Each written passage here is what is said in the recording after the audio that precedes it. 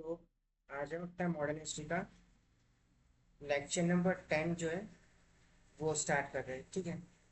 अब इसमें हम स्टार्ट कर रहे हैं पुलिस स्ट्रक्चर से, जो ब्रिटिशर्स के टाइम पे था, ब्रिटिशर्स ने स्टार्ट किया था।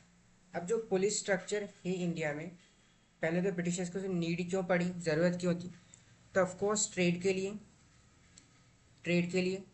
अब यहाँ पे जो ट्रेड के साथ साथ यहाँ पे जो वो लूट कर रहे हैं, तो ऑफकोर्स थोड़े बहुत प्रोटेस्ट होंगे। ठीक है। तो उनको कंट्रोल करने के लिए ब्रिटिशर्स को चाहिए था कि प्रॉपर पुलिस स्ट्रक्चर हो। ठीक है। जो अब यहाँ पे डे टू डे एक्टिविटी के लिए and law and order maintain करने के लिए यहाँ पे ब्रिटिशर्स को प्रॉपर पुलिस स्ट्रक्चर यहाँ पे लगता है। ठीक है। अब इसमें सबसे पहला आता है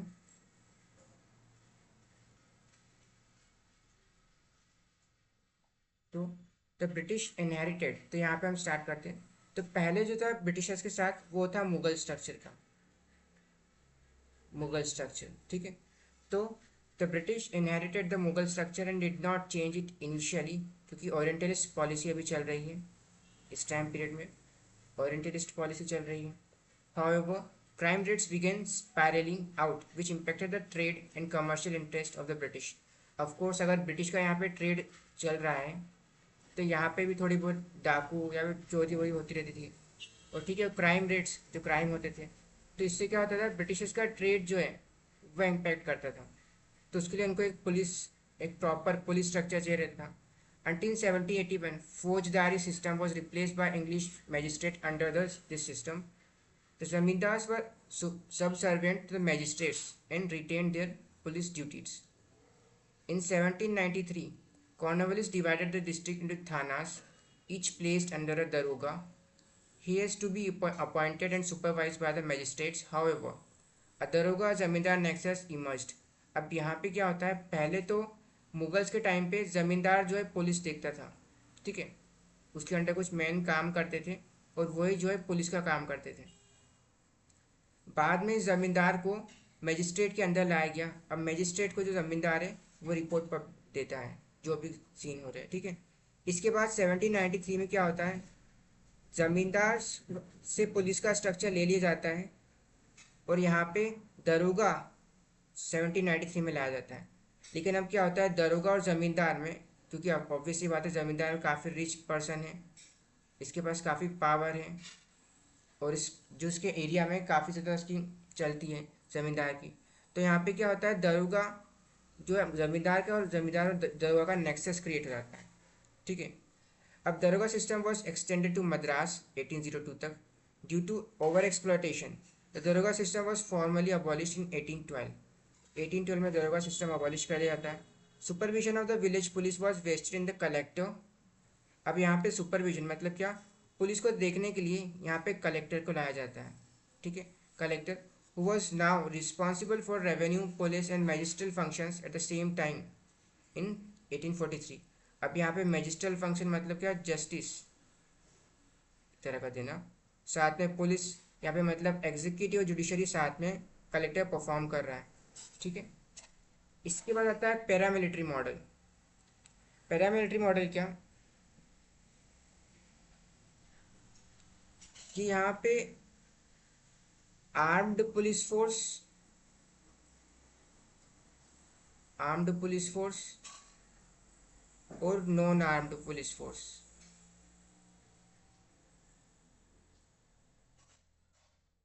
ब्रिटिशर्स यहाँ पे लाते हैं। ठीक है। तो first experimented in Sindh by sir Charles Napier in 1843। It was based on the royal Irish constabulary which suited to the colonial conditions. Under it, the police were divided into armed and unarmed divisions. It had quasi-military characteristics. Okay. The Police Commission appointed in 1860 crystallized this system under the Indian Police Act of 1861. अभी जो Indian police act of 1861 है अभी तक continue चल रहा है, पुराने time का। ठीक है। This structure remained unchange for the next century of British rule. ठीक है, तो पुलिस में इतना ही स्ट्रक्चर था पढ़ने लायक। इसके बाद हम आते हैं जुडिशरी पे। तो जुडिशरी को जो है काफ़ी ज़्यादा इवोल्यूशन यहाँ पे हुआ है हमें इंडिया में। पहले जो है हेस्टिंग यहाँ पे अपना जुडिशल सिस्टम लाते हैं, जिसमें वॉरेन हेस्टिंग की ओरिएंटलिस्ट पॉलिसी चलती है। कॉर्नवालिस यहाँ पे फिर ब्रिटिश सिस्टम लाते हैं, थोड़ा सा ब्रिटिश सिस्टम लाते हैं, मतलब यूटिलिटेरियनिज्म की पॉलिसी आती है। एंड देन इसके बाद एक और पर्सन आते हैं, उसको हम चेक करते हैं, ठीक है। तो इसके पहले जब हम बात करें मुगल्स के टाइम पे, प्री 1761, तो यहाँ पे दो तरह की कोड हुआ करती थी, अर्बन कोड और क्रिमिनल कोड। अब यहाँ पे अर्बन कोड में क्या होता था, सिविल और क्रिमिनल मैटर, यहाँ पे भी सिविल और क्रिमिनल मैटर, और सॉरी यहाँ पे क्रिमिनल नहीं आएगा, यहाँ पे रूरल आएगा, रूरल, ठीक है। अब एक कुछ को अपडेट कर ही देते हैं।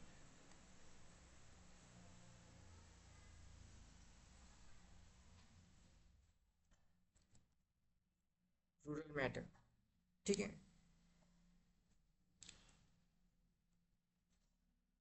अब यहाँ पे जब हम बात करें अर्बन की, तो यहाँ पे सिविल में देखते थे काजी, मतलब क्या मुगल टाइम पीरियड है तो ऑब्वियसली बात है काजी यहाँ पे बैठता था। अब है तो मुस्लिम, लेकिन कभी कभार हिंदूज भी यहाँ जाया करते थे मुगल्स के टाइम पे, ठीक है। इसके बाद क्रिमिनल के लिए होता था कोतवाल, क्रिमिनल्स के लिए होते थे कोतवाल।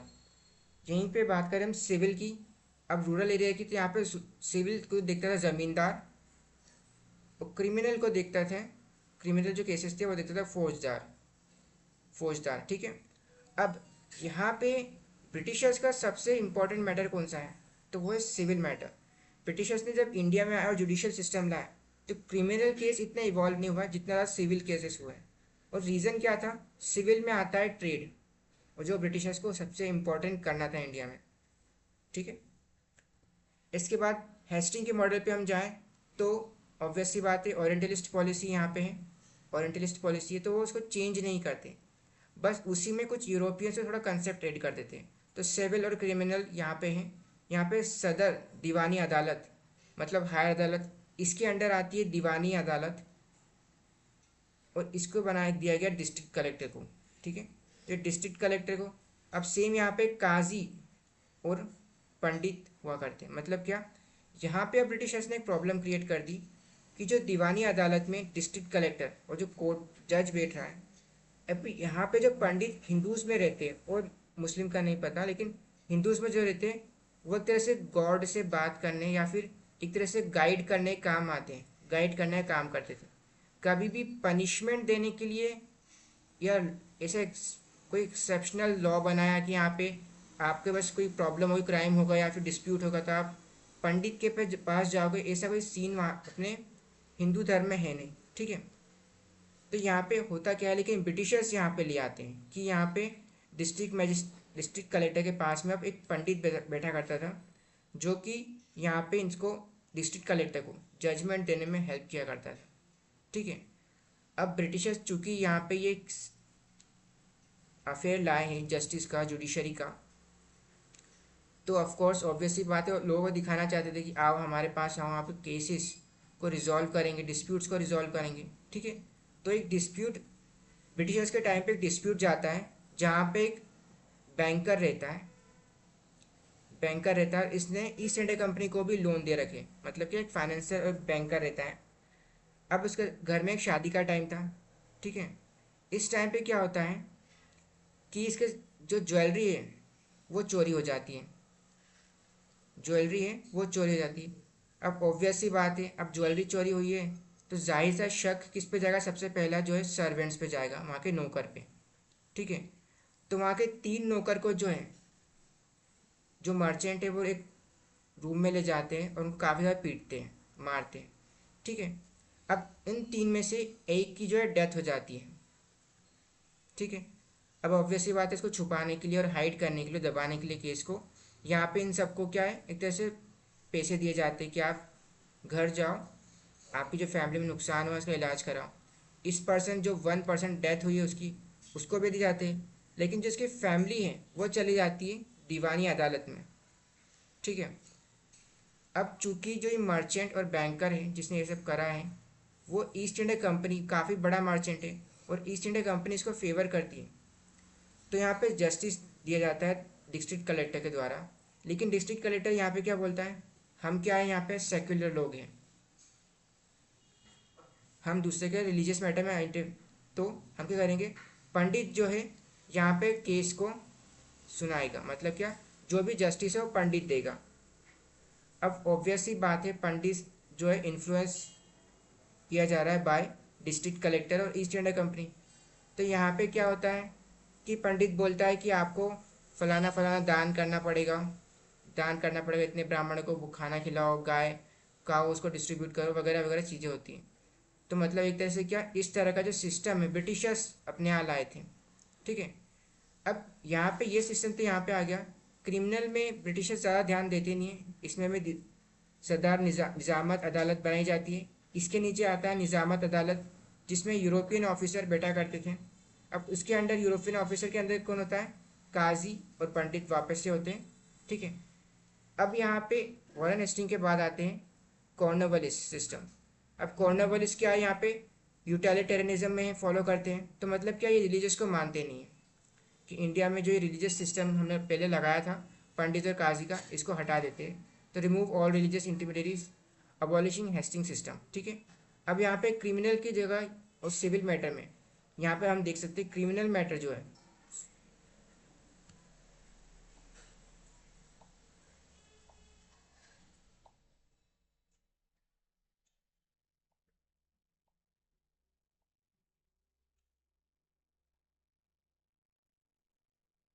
ठीक है।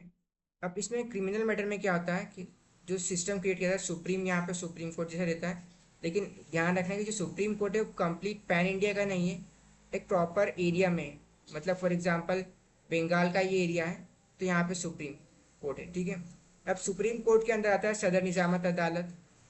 देन इसके बाद आती है सर्किट कोर्ट। मतलब क्या, ये डिस्ट्रिक्ट से मिलके बना हुआ है। अब छोटे मोटे डिस्ट्रिक्ट को मिला के एक सर्किट कोर्ट बना गई है। ठीक है, और डिस्ट्रिक्ट कोर्ट के अंदर सर्किट कोर्ट के अंदर आती है एक डिस्ट्रिक्ट कोर्ट। ठीक है, इसके बाद सिविल की बात की जाए तो यहाँ पे क्या था कि 5,000 से पाउंड से 5,000 पाउंड से जितने भी केसेस रहेंगे, ऊपर के 5,000 पाउंड से ऊपर जितने भी केसेस रहेंगे, वो डायरेक्ट इंग्लैंड में सॉल्व होंगे, इंडिया में नहीं होंगे। ठीक है, तो यहाँ पे ब्रिटिशर्स क्योंकि अपना पैसे बचाना चाहते थे और सेव करना चाहते थे, अपना एक तरह से सेफ गार्ड करना चाहते थे, तो यहाँ पे ये सिस्टम लगाते हैं कि 5,000 पाउंड से जितने भी ऊपर केसेस होंगे वो इंग्लैंड में सॉल्व किए जाएंगे। ठीक है, इसके बाद सिविल में आता है सदर दीवान अदालत, वापस से सर्किट कोर्ट आता है, और उसके बाद आता है इंडियन मुंशी और रजिस्ट्रार, जो कि यूरोपियंस के लिए बनाया जाता है। ठीक है, अब आगे चल के बस इसी सर्किट कोर्ट को हटा दिया जाता है बेंथम के द्वारा। ठीक है, और यहाँ पे इसके सर्किट कोर्ट को हटा के यहाँ पे आगे चल के डिस्ट्रिक्ट कलेक्टर को ये पोस्ट दे दी जाती है। ठीक है, तो यहाँ पे सर्किट कोर्ट को आगे चल के हटा देंगे और डिस्ट्रिक्ट कलेक्टर को ये सारी पावर सर्किट कोर्ट की मिल जाती है। ठीक है, तो reforms under Cornwallis 1786 to 93, separation of revenue and justice administration to bring European subjects under jurisdiction, to make government officials answerable to civil courts, to establish principle of sovereignty of law.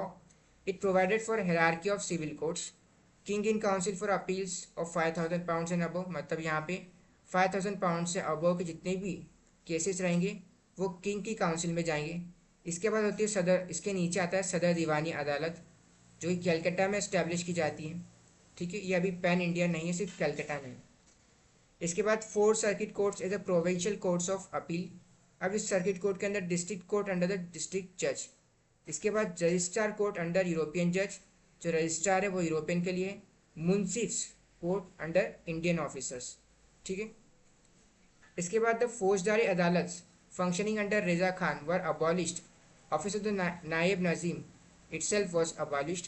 Courts of circuit headed by European judges were created in place of फौजदारी अदालत। Sadar Nizamat Adalat was brought back to Calcutta and placed directly under the supervision of Governor General in Council. Indians were excluded almost entirely from the system। ठीक है, अब यहाँ पे last जो reform under William Bentinck चलता है, 1828 to 33. The four circuit court were abolished and its power were transferred again to the collector. Sadar Diwani Adalat and Sadar Nizamat Adalat were set up at Allahabad. English replaced Persian in Supreme Court. In the Supreme Court, the lower courts could adopt to the either Persian or vernacular language. 1833, Law Commission under Macaulay was set up. Civil Procedure Code 1859, an Indian Penal Code of 1860 and a Criminal Procedure Code 1861 were prepared. ठीक है, तो यहाँ पे हमें civil procedure code, Indian penal code जो कि अब भारतीय न्याय संहिता से चेंज हो चुका है, and criminal procedure code were prepared. ठीक है. 1865 में the supreme court and Sadar Adalat were merged into 3 high courts at Calcutta, Bombay and Madras. In 1935, the Government of India Act provided for federal court which could settle dispute between government and could hear limited appeals from the high courts. ठीक है. इसके बाद हम आते हैं development of means of transportation and communication पे. तो यहाँ पे जो transportation system main Britishers India में लाए थे वो था उनका सबसे मेन पर्पस था ट्रेड का. अब यहाँ पे सबसे पहले जो रेलवे का डेवलपमेंट है, पहले वो एक प्राइवेट कंपनी को दिया जाता है.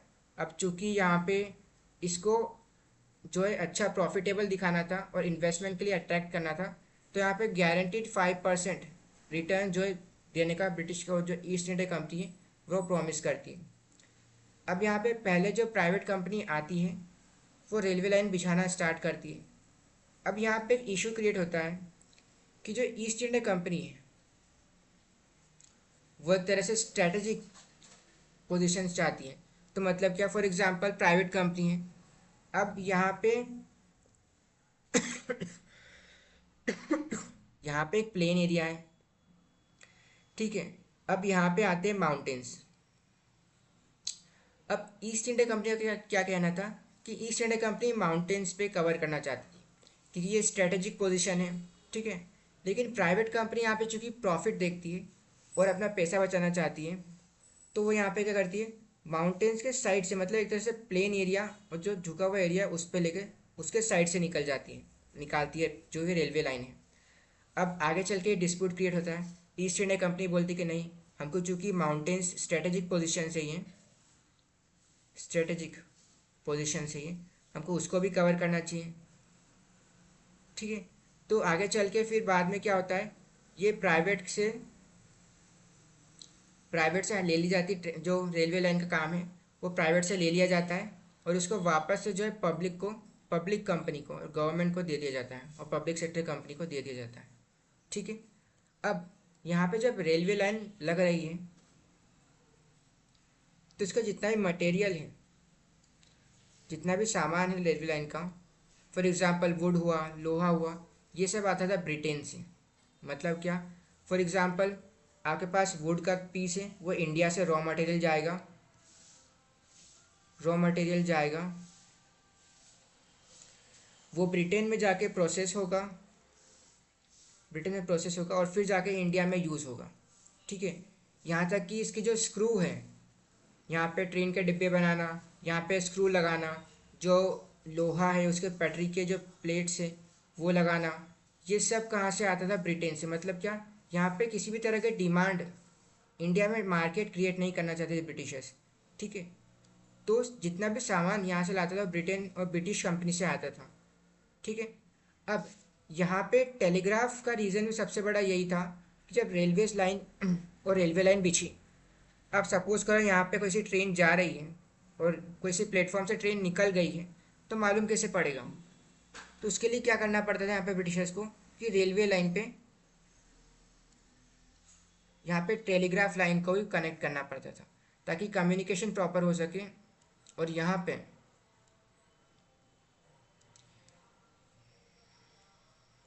टेलीग्राफ को बिछाते थे ताकि यहाँ पे जब रेलवे कोई ट्रेन यहाँ से निकले किसी प्लेटफॉर्म से, तो यहाँ पे टेलीग्राफ के थ्रू जो है बताया जा सके, टेलीग्राफ के थ्रू जो है कम्युनिकेशन किया जा सके. तो यहाँ पे ब्रिटिशर्स ने टेलीग्राफ जो आके अलग से इंडियंस की कम्युनिकेशन के लिए नहीं बिछाया था, यहाँ पे चूंकि ट्रेन को कम्युनिकेशन की ज़रूरत थी, तो यहाँ पे टेलीग्राफ लाइन जो है पीछे लगाई जाती है। ठीक है, तो initially confined to bullock cart, camel and pack horses, they introduced steamships on the rivers and they set about improving the roads. Work on the Grand Trunk Road began in 1839, completed by the 1850s. The earliest suggestion to build a railway in India was made in Madras in 1831, but the wagons of this railway were to be drawn by horses. Construction of steam-driven railways in India was first proposed in 1834 in England.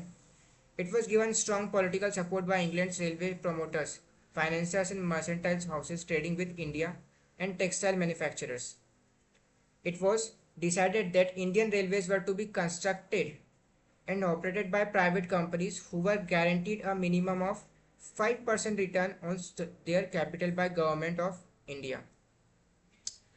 First railway line running from Bombay to Thana was opened to traffic in 1853. 1853. Dalhousie proposed a network of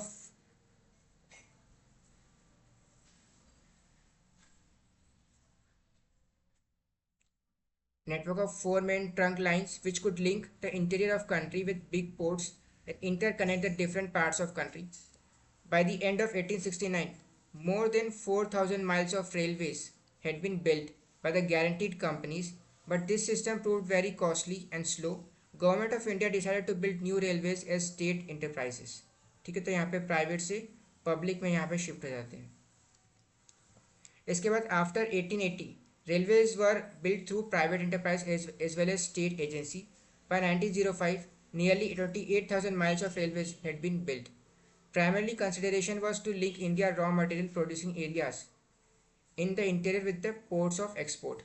यहाँ पर telegraph line बिछाई जाती है। 1853 the first telegraph line from Calcutta to Agra was opened. Dalhousie introduced postage stamps. Previously cash payment had to be made when a letter was posted. The Post Telegraph Department was also established in the same year. He also cut down postal rates and charged a uniform rate of 1/2 anna for a letter all over the land. Before his reforms, the postage on a letter depend on the distance it was to travel. ठीक है, तो यहाँ पे हमारा transportation and communication भी finish होता है। आगे हम कंटिन्यू करते हैं कॉन्स्टिट्यूशनल डेवलपमेंट से।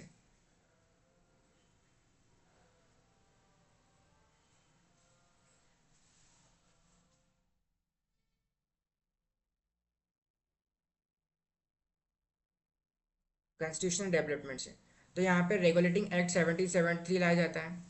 अब वॉरेन हेस्टिंग के बाद मैकेले आते हैं। ठीक है, अब यहाँ पे जो इकोनॉमिक सिचुएशन क्रिएट हो गई है ब्रिटेन में, जहाँ पे ईस्ट इंडिया कंपनी बैंकरप्ट हो चुकी है।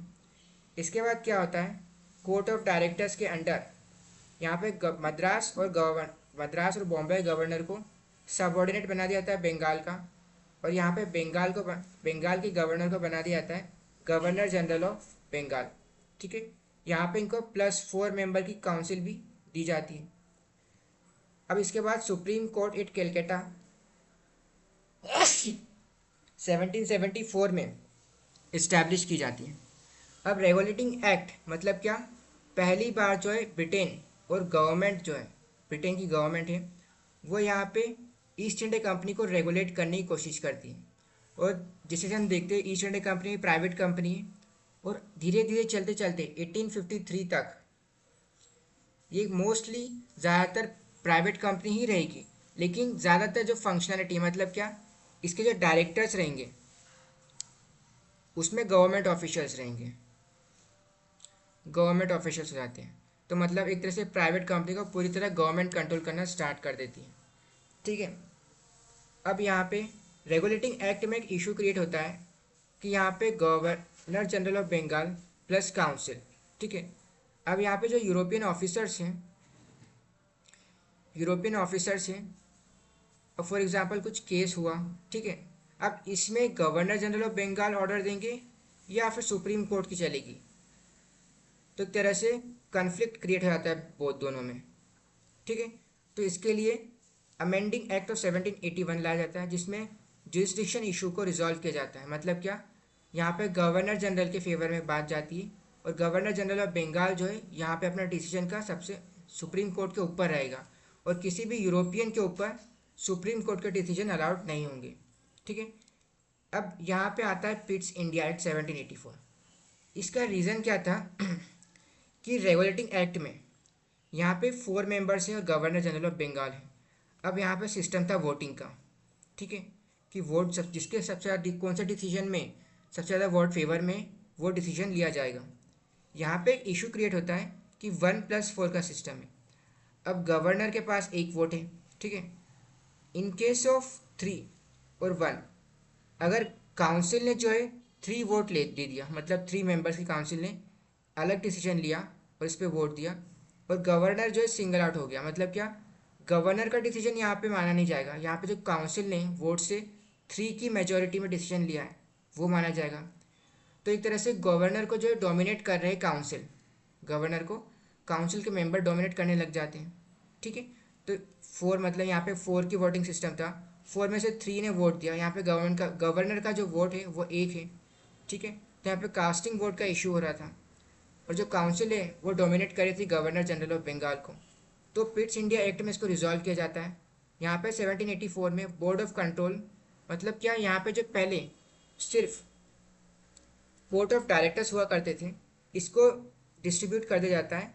यहाँ पे बोर्ड ऑफ कंट्रोल, रेवेन्यू और कोर्ट ऑफ डायरेक्टर्स को ट्रेड एंड कमर्शियल अफेयर्स देखने को बोला जाता है। अब यहाँ पे ये बोर्ड ऑफ कंट्रोल क्यों बनाया गया है, उसका रीज़न होता है प्रॉफिट। मतलब क्या, और ब्रिटिश, यहाँ पे पहले जब ईस्ट इंडिया कंपनी इंडिया में आई थी तो गवर्नमेंट ब्रिटेन और क्राउन को ये नहीं पता था कि वो बहुत ज़्यादा प्रॉफिट कमाएंगे, उनको दीवानी राइट्स मिल जाएंगे, एक तरह से टेरिटोरियल पावर यहाँ पे बन जाएगी ईस्ट इंडिया कंपनी। ठीक है, तो पहले कोर्ट ऑफ डायरेक्टर्स सारा मैटर देखते थे, लेकिन इसके बाद होता क्या है, बोर्ड ऑफ कंट्रोल अलग कर दिया जाता है और यहाँ पे गवर्नमेंट ऑफिशियल सबसे ज़्यादा सिलेक्ट होते हैं। मतलब क्या, ये ज़्यादा से ज़्यादा ये बोर्ड जो है गवर्नमेंट कंट्रोल करने लग जाती है, मतलब गवर्नमेंट के ऑफिशियल्स रहते हैं। तो मतलब क्या, अब यहाँ पे पार्लियामेंट जो है ब्रिटेन का वो यहाँ पे मेजर रोल प्ले करता है। ठीक है, पार्लियामेंट यहाँ पे अपना रोल प्ले करता है और कंट्रोल ईस्ट इंडिया कंपनी को कंट्रोल करने की स्टार्ट कर देता है। उसी के साथ जो गवर्नर जनरल ऑफ बंगाल का इशू था कि यहाँ पे कास्टिंग वोट के इशू था तो वो लाया जाता है। अब यहाँ पे होता है 3 मेंबर्स और 1 मेंबर, 1 बंगाल का, गवर्नर जनरल ऑफ बंगाल का। अब जब यहाँ पे कास्टिंग वोट लगेगा और वोटिंग की जाएगी तो फॉर एग्जांपल यहाँ पे 2 करा गया है, यहाँ पे 1, इस केस में तो चलेगा, लेकिन फॉर एग्जांपल 1+3 में अगर 2 ने यहाँ पे वोट करा और यहाँ पे गवर्नर का वोट तो यहाँ पे कौन जीतेगा, गवर्नर की साइड हो जाएगी। लेकिन अब गवर्नर फॉर एग्जांपल यहाँ पे अगेंस्ट में गया तो यहाँ पे हो जाएगा टाई। तो एक तरह से गवर्नर जनरल ऑफ बंगाल में का जो कोर्ट ऑफ काउंसिल है उनका डोमिनेंस यहाँ पे कम हो जाएगा और गवर्नर जनरल ऑफ बंगाल को थोड़ी पावर ज़्यादा मिलेगी। ठीक है, उसके बाद आता है चार्टर एक्ट ऑफ 1793। अब यहाँ पे चार्टर एक्ट ऑफ 1793 में क्या होता है कि ईस्ट इंडिया कंपनी प्रॉफिट कमा रही है। ठीक है, तो यहाँ पे जो दूसरी कंपनी जो इंडिया के साथ ट्रेड नहीं कर पा रही है वो प्रेशर क्रिएट करने लगती है गवर्नमेंट पे कि हमको भी यहाँ पे इंडिया के साथ ट्रेड करना दो। ठीक है, तो यहाँ पे क्या होता है, 20 ईयर्स, मतलब पहले जो था इनडेफिनाइट, मतलब इनडेफिनाइट टाइम था ब्रिटिशर्स के पास इंडिया के साथ ट्रेड करने का, इसको कैंसिल आउट कर दिया जाता है और अब नेक्स्ट 20 ईयर्स के लिए ब्रिटिशर्स को यहाँ पे मोनोपोली, ईस्ट इंडिया कंपनी को मोनोपोली दी जाती है। ठीक है, the company after paying the necessary, और यहाँ पे कंपनी चूँकि प्रॉफिट कमा रही है तो पार्लियामेंट में भी यहाँ पे अपना हिस्सा चाहता है। तो पार्लियामेंट बोलता है कि आप हमको साल भर के 5 लाख पाउंड जो है पार्लियामेंट को दो, 5 लाख पाउंड्स जो है पार्लियामेंट को दो एनुअली। जब आप अपना जो बैलेंस शीट में से खर्चा, इंटरेस्ट, डिविडेंड्स एंड सैलरीज को आप हटा दो तो वो पार्लियामेंट को दो। The royal approval was mandated for the appointment of the Governor General the governors and the commander in chief. मतलब यहाँ पे अब पार्लियामेंट जो है मेजर रोल प्ले करने लग जाता है। ठीक है, यहाँ पे अब पार्लियामेंट डिसाइड करेगा और क्राउन डिसाइड करेगा कि governor general, governors, commander in chief जो भी है, इन सबको चार्टर और पार्लियामेंट अपॉइंट करेगा। Senior officials of the company were debarred from leaving India without permission. Doing so was treated as resignation। मतलब यहाँ पे क्या, गवर्नर जनरल ऑफ बंगाल और जो भी कंपनी के ऑफिसर्स है हाई लेवल के, वो बिना पार्लियामेंट की परमिशन से इंडिया को लीव नहीं कर सकते, छोड़ नहीं सकते। The company was empowered to give licence to individuals as the company employees to trade in India. अब यहाँ पे जो ये लाइसेंस दिया जा रहा है, मतलब क्या, जो दस्तक सिस्टम है, यहाँ पे अलाउ कर दिया जाता है कि आप दूसरे इंडिविजुअल्स को भी यहाँ पे दस्तक दे सकते हो। अब इसका रीज़न क्या था? चाइना के साथ ट्रेड करना। अब चूंकि जो ब्रिटिशर्स और ब्रिटेन जो ईस्ट इंडिया कंपनी है, वो ड्रग्स स्मगल कर रही है चाइना में, ओपीएम जो बोलते हैं हम जिसको, ओपीएम स्मगल कर रही है। अब ऐसा तो है नहीं कि जो यहाँ पे ड्रग्स है वो ब्रिटिश शिप में जाएगा, ब्रिटिशर्स तो नहीं करेंगे, करेक्ट। वो अपना को गंदा, यहाँ पे तो क्लीन शिप्स करना चाहते हैं, हम ऐसा कुछ भी नहीं करते। तो ब्रिटिशर्स यहाँ पे अपनी शिप का यूज़ ना करते हुए जो इंडिविजुअल्स कॉन्ट्रैक्टर्स रहते हैं उनको ये दस्तक प्रोवाइड करते हैं। ठीक है, ताकि वो ट्रेड कर सके। और इसी रीज़न से क्या होता है कि यहाँ पे दस्तक और जो परमिट सिस्टम है वो दूसरे को लाइसेंस देने का अलाउ किया जाता है। So the licence known as privilege और country trade paved the way for the shipment of opium to China. The revenue administration was separated from the judiciary function, and this led to disappearing of mal adalats. The home government members were to be paid out of Indian revenues, which continued up to 1919। ठीक है, अब charter act of 1903 के बाद 1793 के बाद आता है 1813 का। ठीक है, अब यहाँ पे दो सिस्टम, अब ब्रिटिश को 1830 में दो चीज़ें होती हैं।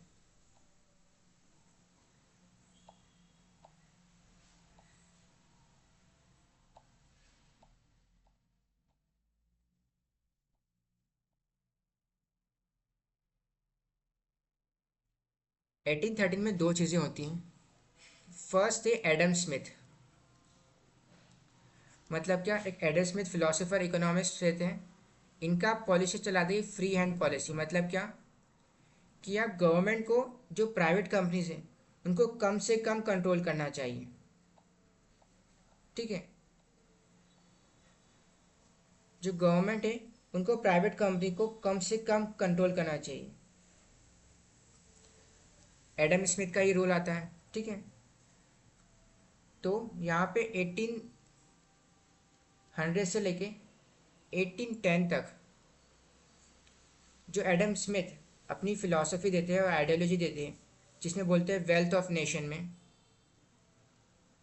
वेल्थ ऑफ नेशन में कि गवर्नमेंट को जो प्राइवेट कंपनी को कम से कम कंट्रोल करना चाहिए। ठीक है, तो यहाँ पे जो गवर्नमेंट को एक तरह से पुश मिलता है यहाँ पे पब्लिक की तरफ से कि आप जो है ईस्ट इंडिया कंपनी जो आपने मोनोपोली दे रखी है गवर्नमेंट चार्टर से, वो हटाओ। मोनोपोली जो दे रखी है उसको कम्प्लीटली हटाओ यहाँ से। उसी के साथ नेपोलियन वॉर यहाँ पे स्टार्ट होती है। ठीक है, अब नेपोलियन क्या करता है, यहाँ पे यूके को डिफीट और इस तरह से प्रेशराइज करना चाहता था। अब यूके जो एक आइलैंड कंट्री, मतलब क्या, चारों तरफ से ओशन से घिरा हुआ है। तो नेपोलियन क्या करता था, जितने भी यहाँ पे ट्रेड्स होते थे और जो भी शिप्स यहाँ पे आती थी उनको परेशान करता था। मतलब कि एक तरह से आइसोलेट करने का काम करता था यूके को। ठीक है, लेकिन यहाँ पे जो ईस्ट इंडिया कंपनी थी वो अपनी शिप, अपना ट्रेड कहाँ करती थी, इंडिया में। ठीक है, अब ईस्ट इंडिया कंपनी ऐसा था नहीं कि डायरेक्ट सारा माल जितना भी ट्रेड है वो डायरेक्ट यूके में ले जाती थी। ईस्ट इंडिया कंपनी क्या करती थी, फ्रांस, जर्मनी, अलग अलग कंट्रीज पे अपने जो माल को एक्सपोर्ट करती थी। ठीक है, तो मतलब यहाँ पे क्या होता है कि एक तरह से ईस्ट इंडिया कंपनी जो है उनको जो कॉन्टिनेंटल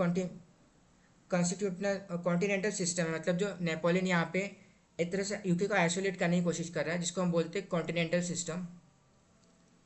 कॉन्टिनेंटल सिस्टम, यहाँ पे ईस्ट इंडिया कंपनी को इसका कोई फ़र्क नहीं पड़ रहा था कि वो इंडिया में अलग ट्रेड कर रही है, एकदम यूके से काफ़ी दूर है, ठीक है। यहाँ पे वो दूसरे कंट्रीज़ के साथ एक्सपोर्ट कर रही है, तो यहाँ पे लेकिन जो ट्रेडर्स यूके से ट्रेड कर रहे हैं उनको यहाँ पे प्रॉब्लम होती थी नेपोलियन की वजह से। तो यहाँ पे 1813 में क्या होता है, पार्लियामेंट को यहाँ पे पुश मिलता है कि आप जो दूसरी प्राइवेट कंपनीज हैं उनको भी अलाउ करो इंडिया में ट्रेड करने के लिए, so in England the business interest were pressing for an end to the company monopoly over trade in India because of Napoleon, by which the European ports were closed for Britain. The 1813 Act sought to redress this grievance. The company monopoly over trade in India ended. अब 1813 में company की जो monopoly वो and रहती है, but the China के साथ continue रहती है trade in T. The company share holders were given 10.5% dividend on the revenue of India. अब ये होता क्या 10.5% का, चूँकि मोनोपोली यहाँ पे अबॉलिश करी जा रही है, तो मैं यहाँ पे ईस्ट इंडिया कंपनी के जो स्टॉक हैं वो गिरेंगे, करेक्ट। इसलिए इनका डिविडेंड जो है बढ़ा दिया जाता है 10.5% of the revenue of India. The company was to retain the position of territories and the revenue for 20 years more without prejudice to the sovereignty of the crown. मतलब क्या, अब यहाँ पे क्राउन के बेसिस पर कंपनी होल्ड कर रही है। मतलब क्या, कंपनी को बोला गया कि 20 साल तक आप और जो क्राउन की सॉवरेंटी के बेसिस पे यहाँ पे टेरिटोरियल जो आपने हिस्सा जमा रखा है अपना, उस पर कंट्रोल करो, पोजीशन लेके रखो और रेवेन्यू को मैनेज करो क्राउन के लिए। The powers of board of control were further enlarged. यहाँ पे बोर्ड ऑफ कंट्रोल, क्योंकि यहाँ पे सबसे ज़्यादा पार्लियामेंट और गवर्नमेंट के मेंबर्स है, तो इसकी पावर को और बढ़ा दिया जाता है, ठीक है। तो यहाँ पे इसका 1813 का रीज़न क्या था, एडम स्मिथ की फ्री हैंड पॉलिसी और Napoleon war,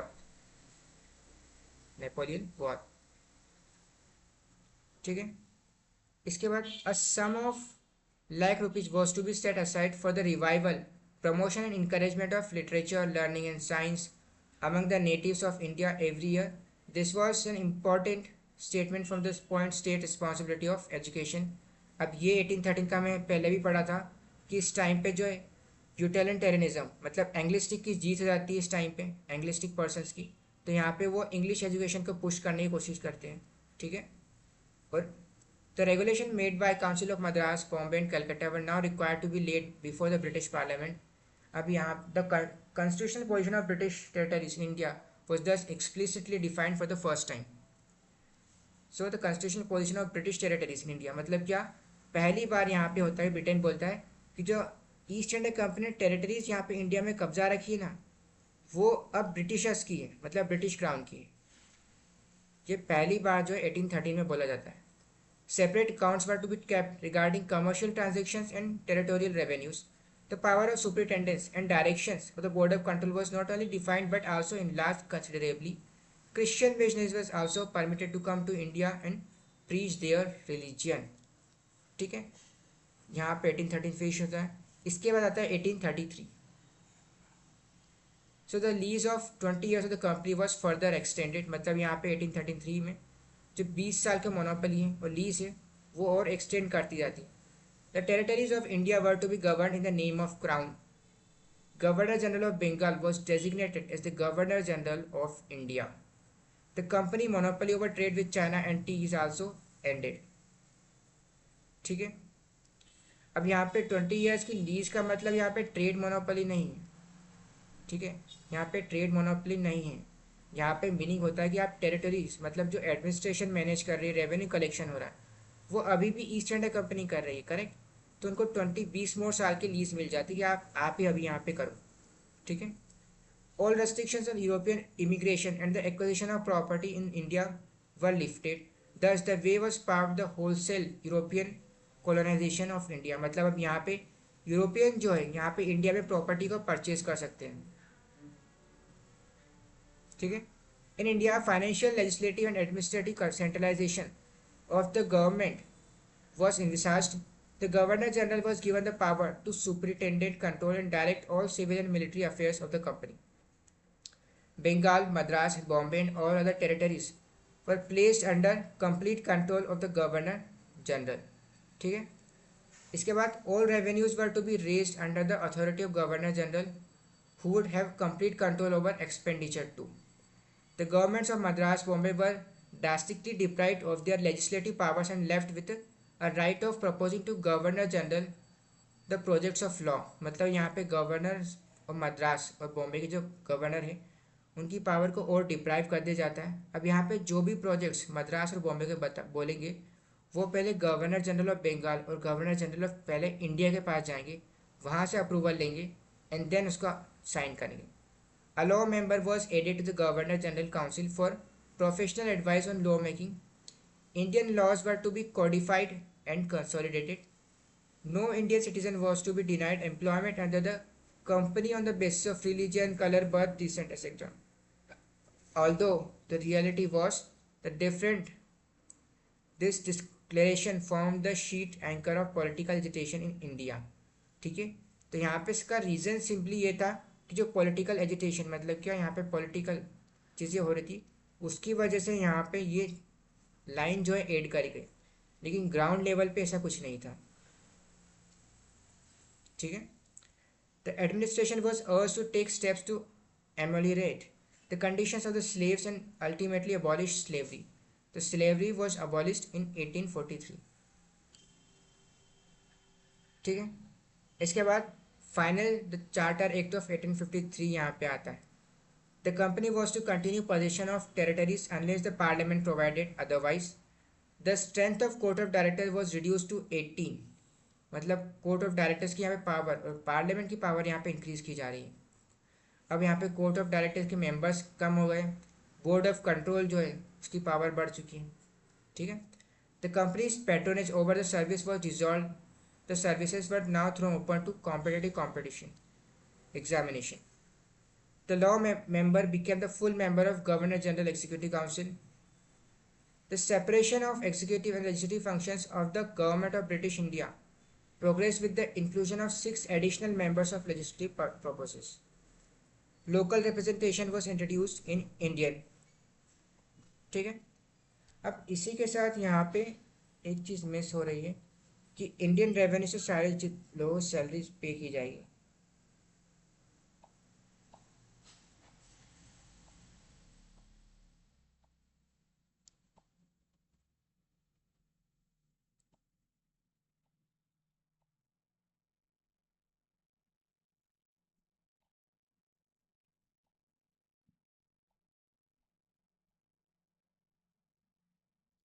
charter of university council आ जाती है. ठीक है. तो आज के लेक्चर में इतना ही.